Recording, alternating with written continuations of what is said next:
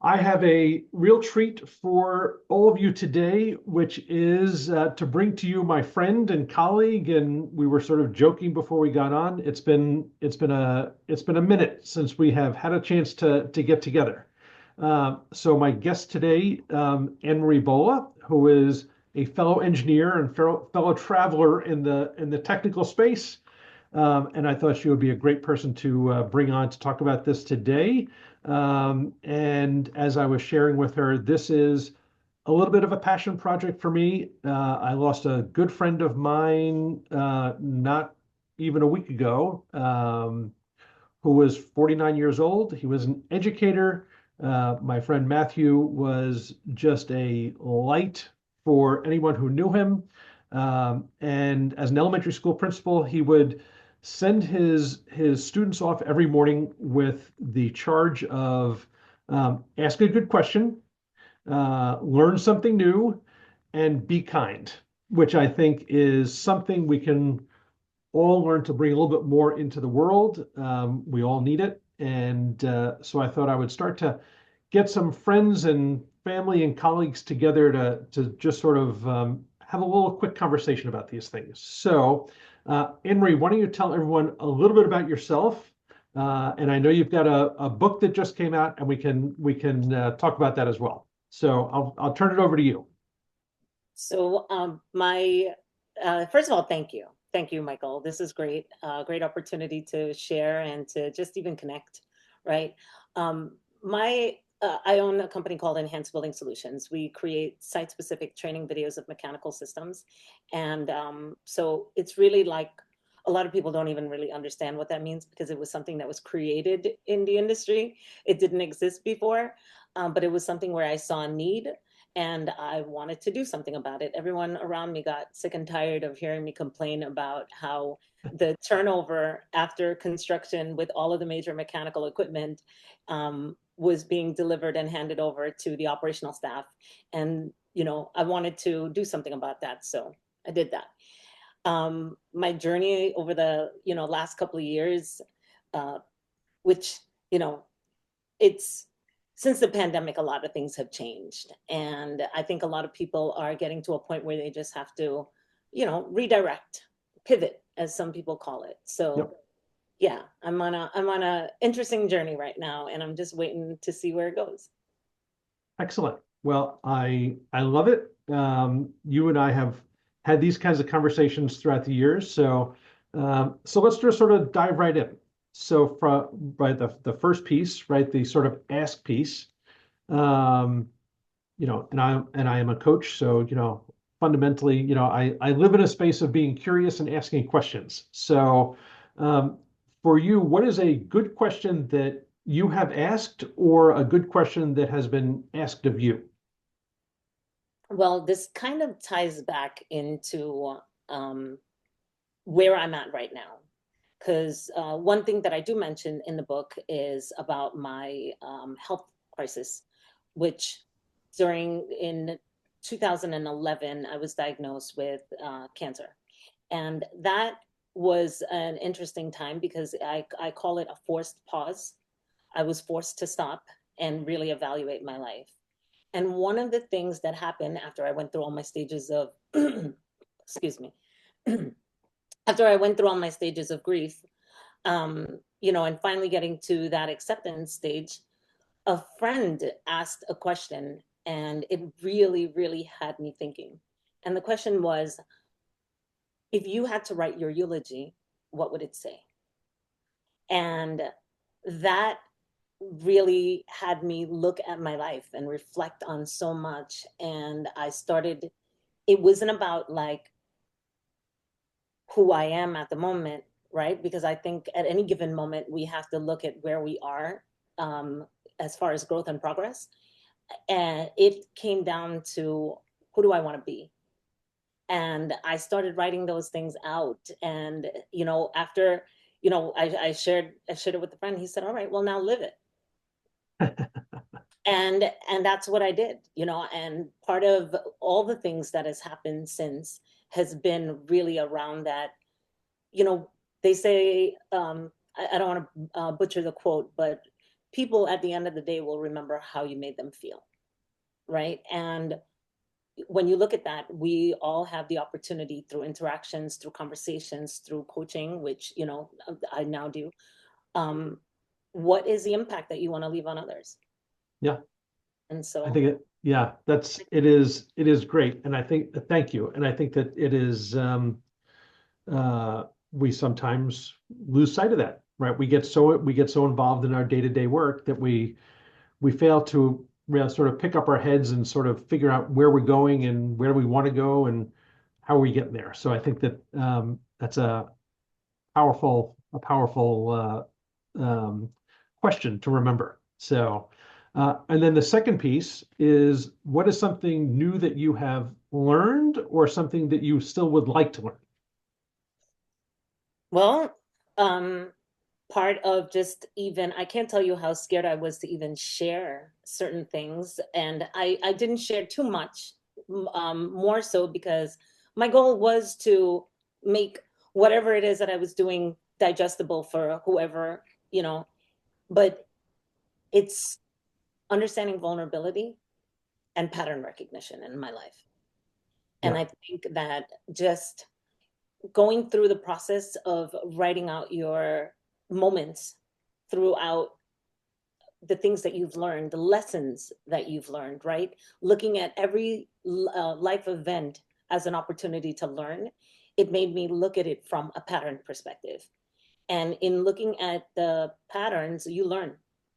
You start seeing, when did I make these changes? It was through those forced pauses. It was during the pandemic. It was even this year having the opportunity to, when business wasn't coming in, that I said, I could have gone back to my hustle mode, right? Which probably got me sick in the first place.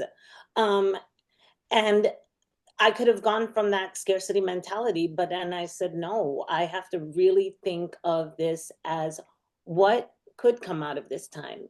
And yeah, I didn't go back into the patterns that I did in the past. And I decided to be vulnerable. yeah. And that is, listen, that's hard for everybody, right? That is not right. That is just, I would imagine that is probably just human nature. And I sort of, we're at the beginning of the year, and was reading an article about resolutions and should you make resolutions, should you not make resolutions? What you're describing is very difficult, right? So, and I'm not trying to minimize it. The idea that, like, you can recognize the pattern and then you can do something to short circuit it from happening in the future, which is, right. That is something to be commended, and I think that is, a good part of what we do as coaches, right? We have to help our clients start to recognize those patterns, and sort of help them figure out how they gonna prevent them from getting themselves into trouble again, right? Because those patterns generally they generally have a negative connotation to them. So congratulations on that. And then the last piece, which is sort of the act piece, about being kind. How are you, meaningfully trying to be kind, and however you want to describe that, to yourself, to your friends, to your colleagues, to your community? I will leave it sort of as an open door. Well, I do want to touch really like a little bit on what you said before, like that it is hard sometimes to recognize the patterns. And now that you're aware of it, are you going to do something about it? And it's so easy to stay back in your comfort zone and to really get pulled back into where you're at, and just going back into the normal routine. The the thing about it is that just just getting to that point where you're ready to make that change is obviously, like, the challenging, or I want to call it an opportunity, because we can look at it, it's how we perceive it is really what's Yeah, going to make a difference. And now, as far as the question about kindness, for me, I feel like it is about forgiveness and integrity. Because when we think about Think about when we hear the word love thy neighbor. How many people actually do it? How many people really, and I mean to their core, truly do that? And the reality is that, you know, I had to even come to terms with this. I had to learn how to forgive flaws in myself and other people. And the first thing is forgiving yourself, because thinking that we are elite in some way and that we're not bound to make mistakes, it's like you have to open your eyes to forgiveness, because then if you want if you want to be forgiven, how can you not forgive somebody else, Yeah, right? But then now it comes down to, do I forgive everyone? Do I let everybody into my life? And then it really boils down to integrity, because and what you stand for as far as the values and the things, like there's certain things, I don't want to say unforgivable, however it's like, you know what, I can still be kind to you, I can still love you as a neighbor, and I can still set you free energetically, where I don't have to be in direct communication with you, because if we still have a charge associated with it, that means that we never let it go. yeah, And you can't heal unless you really learn how to understand and release that negativity, because yeah. it eats you up. It eats you up. And And so, yeah. Well, and I think that if what I hear you right, the idea of forgiveness, right, is important. And sometimes the kindest thing you can do to yourself is to forgive somebody else, and then let them sort of go off, and right, because you don't necessarily want to bring that negative energy into your life, right? That is, we started talking earlier about the idea that um, you know uh, part of maybe what got you sick in the first place was, sort of that hustle. I'd always, right? But that also means that you're letting everything, right? You've got no filter. You're letting everything come into your environment, and how much of that is damaging psychologically, emotionally, and physically, right? They're all tied together. So, so this idea about forgiveness, right? Sometimes forgiving others is the kindest thing you can do to yourself, but start to create those filters and maybe set them free. and that's, and like we're probably at the right spot, because what I do discuss about in the book, it's all about energy and understanding how our emotions actually have a particular frequency. And when we can understand that, it really now gets us in tune for what is the frequency that we want to hold in our life. Yeah, And when we can actually see the numerical values, because they have been recorded to show that what our emotions actually have an energetic frequency, a tangible numerical value associated with it. And, you know, things such as shame, guilt, and fear, all of that lives in the lower realm, which doesn't serve us in any way. And so when we can actually like let go of all of those things, because we're conscious about it now, because we run on 95% of what we do is subconscious. We don't even realize that we're doing it. And so that's the that's to the level that I knew of the things that I learned, and I wanted to share it, and I wanted to make it into, like I said, a digestible way, by still sprinkling a lot of engineering in it, but making it user friendly enough for every person to gain some value out of it. yeah. And full disclosure, we both come out of that world. Uh, Engineers and technical professionals are not the most in tune with their emotions. So I will say that there is a great need for this kind of a book. And I think that it's a good understanding of like where your 2025 is going to be. Your 2025 is going to be taking you on this path of, helping these folks get more in touch with their emotions, get healthier, get more aware, so to speak. Where can people find the book? Right now, so I kind of doing it in a stage process. I released the Kindle version, and I am doing a weekly blog session where the blogs are going to tie back to some of the chapters in the book, and I'm really waiting for feedback from other people.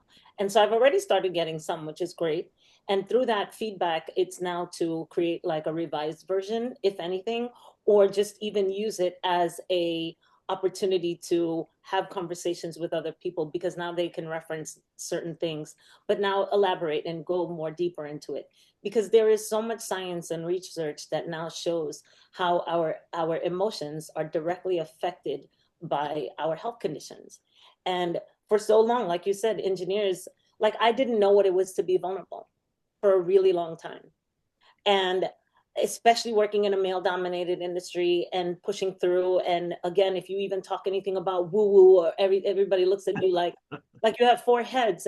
But the reality is that we've suppressed that part of us. And until we recognize how much it's affecting us, I think then and only then will people start, recognizing it and doing something about it. And I speak Yeah. about it on an energy perspective, Yeah. because the truth is, we don't see ourselves as energetic beings, but we are.